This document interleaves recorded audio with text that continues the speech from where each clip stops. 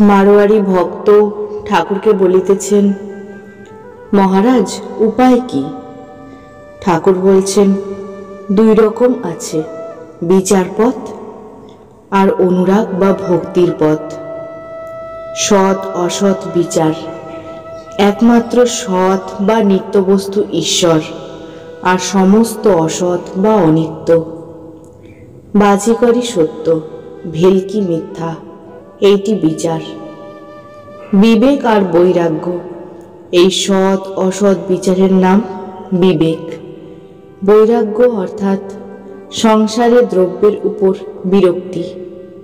এটি একেবারে হয় না, রোজ অভ্যাস করতে হয়। কামিনী কাঞ্চন আগে মনে ত্যাগ করতে হয়, তারপর তাঁর ইচ্ছায় মনের ত্যাগও করতে হয়, বাহিরের ত্যাগও করতে হয়। কলকাতার লোকদের বলবার জো নাই, ঈশ্বরের জন্য সব ত্যাগ করো। বলতে হয় মনে ত্যাগ করো। অভ্যাস যোগের দ্বারা কামিনী কাঞ্চনে আসক্তি ত্যাগ করা যায়। গীতায় একথা আছে, অভ্যাস দ্বারা মনে অসাধারণ শক্তি এসে পড়ে, তখন ইন্দ্রিয় সংযম করতে, কাম ক্রোধ বশ করতে কষ্ট হয় না। যেমন কচ্ছপ হাত পা টেনে নিলে আর বাহির করে না, কুড়ুল দিয়ে চারখানা করে কাটলেও আর বাহির করে না। মারোয়ারি ভক্ত বলিতেছেন, মহারাজ দুই পথ বললেন, আর এক পথ কি? ঠাকুর বলছেন, অনুরাগের বা ভক্তির পথ। ব্যাকুল হয়ে একবার কাঁদো, নির্জনে গোপনে দেখা দাও বলে। ডাক দেখি মন ডাকার মতো কেমন শ্যামা থাকতে পারে। মারোয়ারি ভক্ত বলিতেছেন, মহারাজ সাকার পূজার মানে কি, আর নিরাকার নির্গুণ এর মানেই বা কি?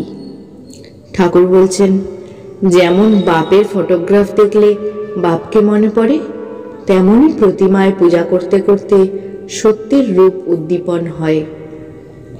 সাকার রূপ কিরকম জানো? যেমন জলরাশির মাঝ থেকে ভুরভুরি ওঠে সেই রূপ। মহাকাশ চিদাকাশ থেকে এক একটি রূপ উঠছে দেখা যায়। অবতারও একটি রূপ। অবতার লীলা সে আদ্যাশক্তিরই খেলা। পাণ্ডিত্যে কি আছে? ব্যাকুল হয়ে ডাকলে তাকে পাওয়া যায়, নানা বিষয়ে জানবার দরকার নাই। যিনি আচার্য তারই পাঁচটা জানা দরকার। অপরকে বধ করবার জন্য ঢাল তরোয়াল চাই, আপনাকে বধ করবার জন্য একটি ছুঁচ বা নরুন হলেই হয়। আমি কে এইটি খুঁজতে গেলে তাকেই পাওয়া যায়। আমি কি মাংস, না হাড়, না রক্ত, না মজ্জা, না মন, না বুদ্ধি? শেষে বিচারে দেখা যায় যে আমি এসব কিছুই নয়, নেতি নেতি।